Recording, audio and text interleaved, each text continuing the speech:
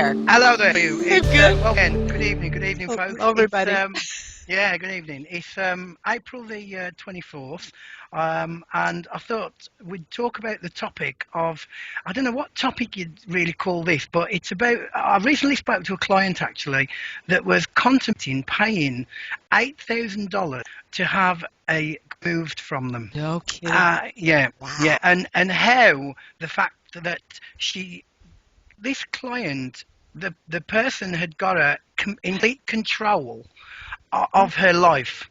You know, she was saying that Right. if I go, she'd got her to put a crystal underneath the bed, and that every move that this poor lady was making was dependent on what this lady was saying, Oh, golly. and she was at the point of paying this lady $8,000 because this lady had said that this other woman in reality had put a curse on her that was preventing her from having a good relationship with Oh. her partner. And now, was this in the States that you talked to this lady, or was It, this in England? in the States, unfortunately. I Yeah. think it was somewhere in California, Oh, no. where it was, and the trauma that this lady was going through when she was to me, because she was absolutely convinced the lady was correct and that someone had put a curse on her. And I was trying to explain that everybody that's psychic, everybody can, because she was saying things like, well, it's right because this lady knew everything about me and she knew these different things about me and all this, that, and the other. And I'm saying, and I was trying to explain to her, yeah, but if she is psychic, she is going to know those things about you. She will know these things about you. Mm-hmm. But like in life, you know, psychics can be, they can use their abilities for good or they can use their abilities for bad or you know, and extortionate. And I just couldn't believe that this lady was contemplating paying $8,000 Oh, for, because apparently she'd got to create this what she called like a tabernacle of something or another, that was going to create this I whatever it was. suspect that this, the perpetrator, the Yeah. psychic, probably had been charging her other monies and then Yes, build up yes, to it. yeah, In yeah. my world, I've had clients call me up and say, this lady will remove the curse for a $500 candle. And I says, I have a Brooklyn Bridge I'd like to sell you. And I think that these psychics are really good at being a psychic, but they're also understanding human psyche, and they find the weakness in somebody. Like someone That's never right. could say to me, I have a relationship problem, but they could say to me, you need to find your anchor where you want to live, and you're weak on doing that. So, I mean, I made up something. I'm trying to think. It's like psychics sometimes can say, I know what your weakness is, so I'm going to play on it because you gave me the That's right. signals, you gave me the eye look, or something. I'm going to get dizzier doing that with my eyes, but I think that they can watch your mannerisms and your wordage, and then they say, that's weakness I'm going to play on, and my ploy is. And there's so many good people out there that want to help people, and then there's others who have no other ways to make a living and need a lot of money, so they're going to manipulate a situation to get more money. In some That's ways, right. That's they go to a place of your weakness, but your ego, because everybody wants to win, and everybody wants to pay, everybody wants to be right, and there's a trust thing too. So people have said to me over the years, I trust you because you talked to me before, so we have to build a trust relationship to be a better psychic. that's right. That's So right. they also can use that ploy. I'm going to be your friend. I'm going to help you. You're you're not going to be abandoned by me. And so that That's right. parent That's right. relationship. Wow. That's right. So tell me That's about right. this lady. She called you out of the blue. Yeah, yeah. And It was. so It was. Yeah, what did yeah. she ask you? Well, she was first of all she the first things out of her mouth were that she was absolutely worried to death that she got a curse on her, and I went into I started off saying, well, how do you know that you've got a curse on you?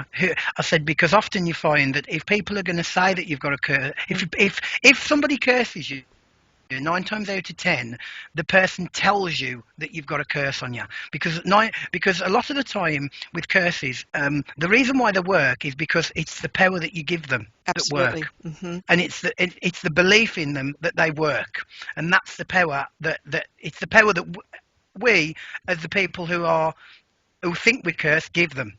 Okay, Yeah. so that's why a lot of the people or people that deal in curses actually tell you that they're cursing you, because then it compounds your idea, and anything that happens after that, you automatically assume it's because you're cursed, whether it is or whether it isn't. Yeah. You know, and this poor woman was just really beside herself, because now that this lady had said she'd got a curse on her, she'd obviously put the seed of doubt in her mind straight away. Yeah. And the thing is, she couldn't afford the money to pay her. Oh. So then it was, oh my God, how can I get rid of this? And everything that's then was going wrong, she was automatically assuming that it was because this lady had said, Association. because she put a curse on. Exactly, Nancy. And because this psychic had got things right about Uh-huh. the person's character, the belief and the trust that you said earlier on had already been established. Because having spoke to her at length, a good sort of 2 hours, I spoke to this lady, and Oh, having spoke two to her, hours.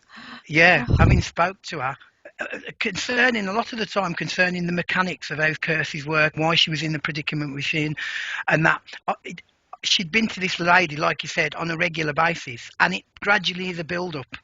And she'd given her this crystal to put under her bed, and I'm a firm believer that sometimes if for instance I gave you something, and my thought, because I believe and you believe, I would imagine, Nancy, that thoughts are living things, hmm. and thoughts are living. They are real, and they go into the ether and they can create stuff. Right. So if someone has given you something that's a little bit negative, that negativity of that thought, when they've given it, it can grow. Hmm. You see, Yep. and this lady had already given the client a crystal, and I said, well, if she's put negative thought in, if she's coming from an intent that is negative, Yeah. and you're taking away that negative energy with you, Yeah. Hmm. and that in fact is what's causing perhaps things to go wrong. It's not that you've got the lady that's saying that you've got a curse on you, it has got nothing to do with it. It's probably the negativity that she is She's handing over. putting, Yeah. yeah, And she's is believing handed it. to you. That's right, she's believing it. um you know and the conversation just went on, and I said, I just couldn't believe, and I still can't believe that she would be. I said that she would be contemplating her to pay $1,000. I mean, that's just like extortionate. It I mean, is. it's I said to her, I said, I tell you what, I said, you get a PayPal account. I said, and you put $8,000 into my account. I said, and I'll tell you anything that you like. I said, and I. I said, I Oh said, I'll tell God. you that I'll tell you your hair's going to turn purple if you like for that. I said, and I'll tell you anything you want for that.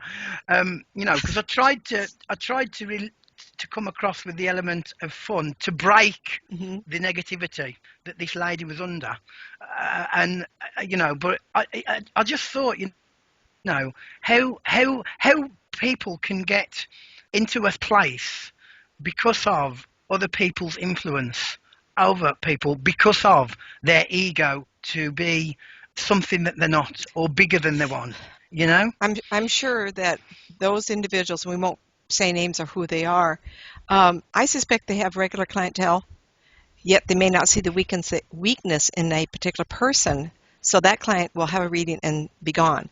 It's the client that comes in that has lost their power or a sense of their own ego, and they Yeah. see them as easy prey.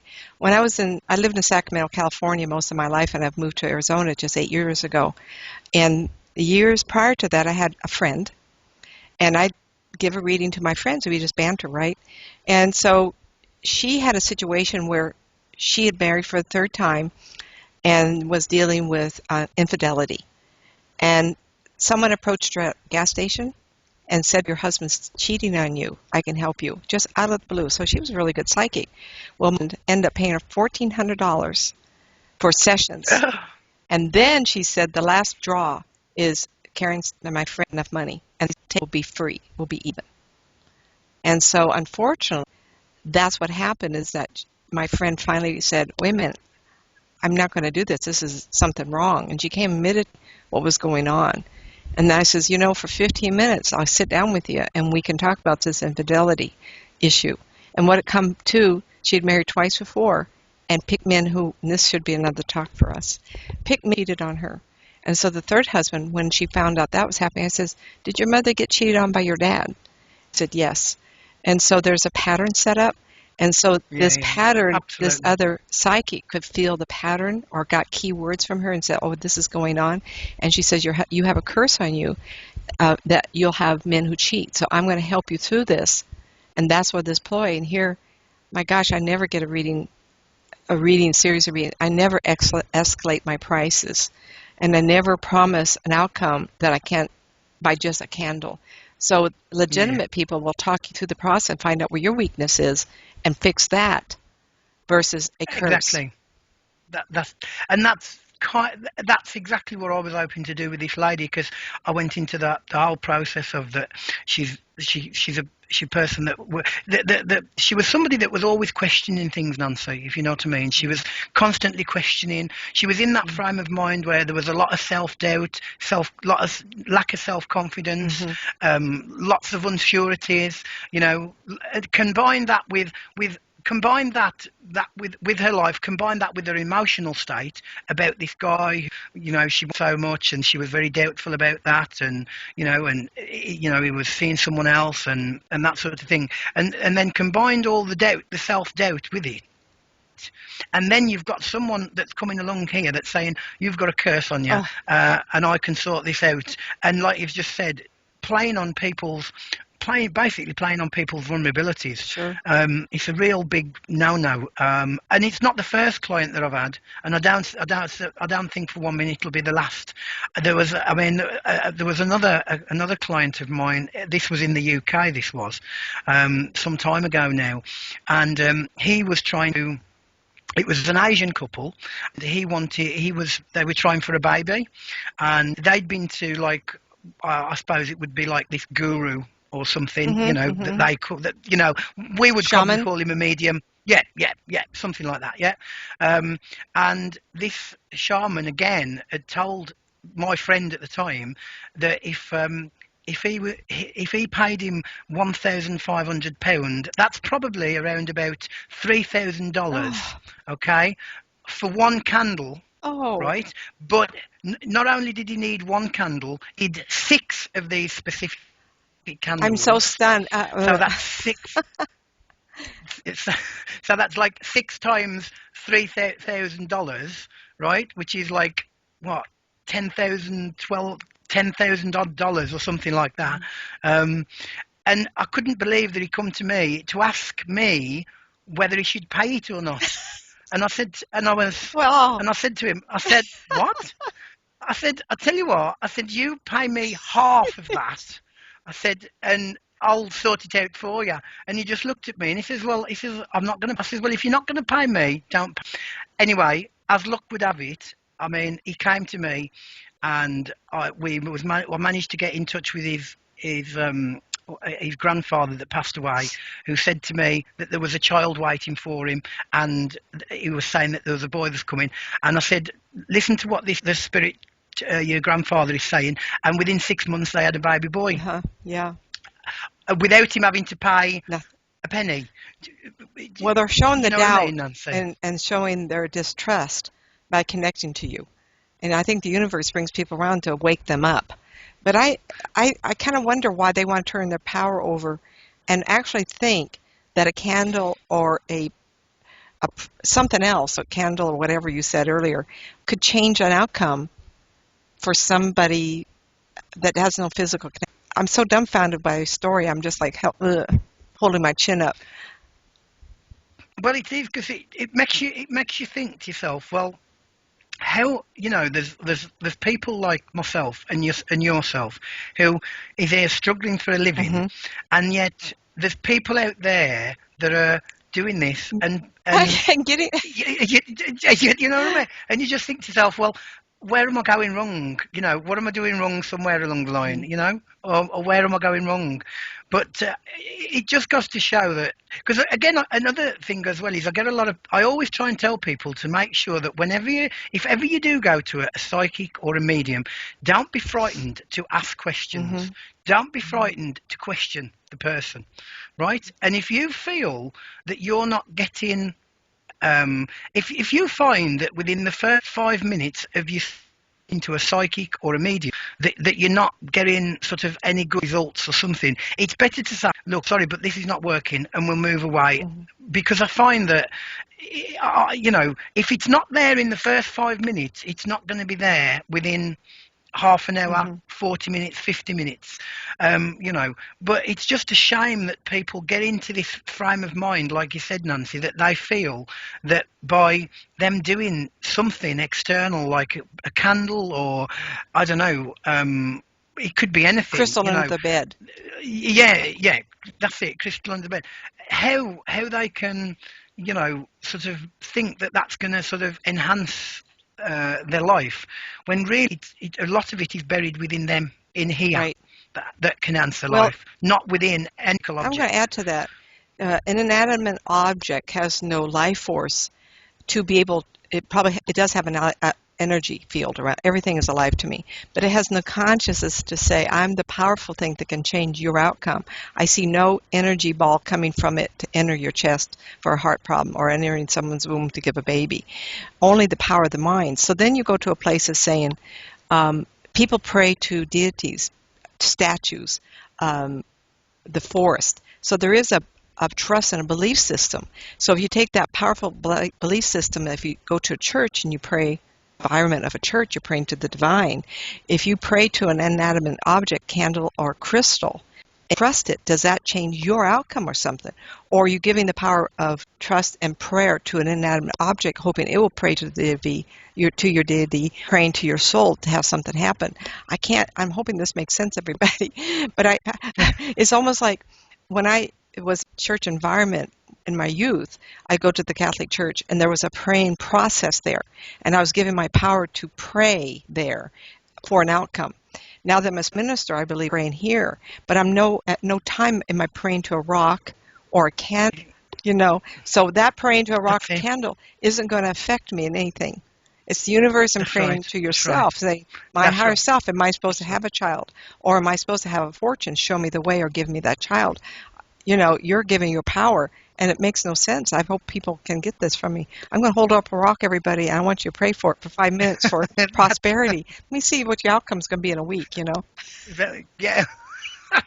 Absolutely. But I think as well, I think another avenue is that it leaves people with fear, doesn't Yeah, it leaves people with, I mean, and this yeah. poor lady was absolutely, I mean, you could just tell the way she was talking to me that she was in fear. Wow. And I think for somebody to leave somebody in fear, it would be like me saying to you, Nancy, oh, Nancy, if you've got to pay me £1,000 because there's all this bad luck, and then you thinking, well, how can I do that? I've got no Yeah, money.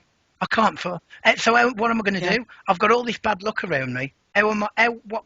And it leaves the client in such a bad state that they don't know what to do, and it makes, and I think that's completely wrong, really, That's probably in my sins of the opinion. I mean, I universe. think Yeah.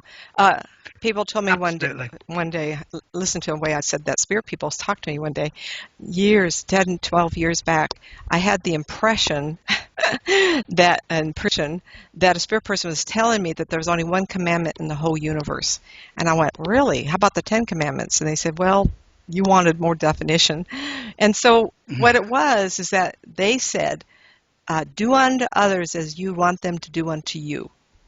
That's the only command in the whole universe. And they said that implied whatever free will we have, you cannot take it from that individual. Because if someone take free will from somebody else, the universe will turn around and take your free will from you. And that's how this works. And so if someone is implying that you have a curse and I'm going to put this on you and make you afraid, you are tampering with whatever free will they have to make their life choices. That's the biggest sin in the whole, that is a big one. Every other condition you can apply Yep, to that one absolutely. commandment. And I went, wow, I'm going to have to think this through. Yeah, See how many ways I can tinker with it and make it right. So whoever you're speaking of, they're marking their being, their soul, with notches that are negative. So when they go over, they're going to have to answer to take whatever free will there is. They're tampering with someone's life on a negative That's aspect. right. You and I, we're trying to get That's them right. back on their path. I'm not trying to take your power to make me more powerful. I want you to be more powerful. Never has anybody talked to me where I haven't tried to bolster their soul, their ego, their id in any way. I'm always trying to make Yeah, people more positive and look at that's things it. Yeah. clearer. And to think that there's somebody out there that, and I've had these questions. I've had people come call me, write me, and say, "I'm looking for someone who takes curses away." Hello, That's it. No, I don't even that's want to it. go down And that road. That's no, yeah, well, that's it. Because you see, once that seed has been planted, mhm. it's really difficult to get rid of that seed. And this woman now, no matter what anybody says, even though I talked to her and I talked in depth, and I gave her some techniques to sort of cleanse the atmosphere around her home, just using ordinary glasses of water and salt. No more, no nothing than that, to take the negative energies away and to clear her auric field. But no matter what you say, that lady now is always going to have that thought in her Yeah. mind, and that will never ever go. That she will always have that, and there'll always be that seed of doubt now because of that one person saying that.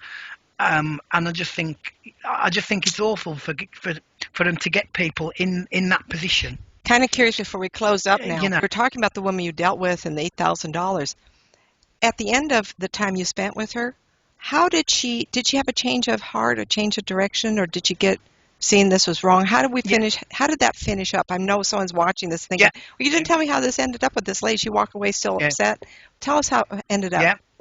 Well, at the end of sort of around about 2 hours that I spent with her, she said she felt absolutely elated. She felt really happy. She was so pleased that she'd spoken to me. And I said, "And are you going to give her the $8,000?" And she said, "No, no, no." I said, "I'm really pleased I spoke to you." So I think that what else worked, and I think that I'd like to think that I put her back onto the path that she was on, about her own, empowering herself and take reign of that power again. I Mhm. mean, it was a very lengthy conversation, too lengthy to Tired. go Oh my into. gosh. You know, but the outcome was positive, and she did. It did. I was able to manage to turn it round and point her in the right direction, and also give her the answer he did without even. I mean, God, if she'd paid me £8,000 for 2 hours, or I could have had the rest of the month off. Um, I you know, know, a year, but 6 months. yeah, yeah. I mean, So it was definitely, but at the same time, it wasn't about them, and it was just me trying to help somebody that was in need, like yourself, Nancy. It's getting that person back to where they should be, and hopefully, yeah, I think she got that. good. All right. We'll call it a day. Talk to you later, everybody. I think so. Okay. See you Bye. later. Bye-bye. Bye.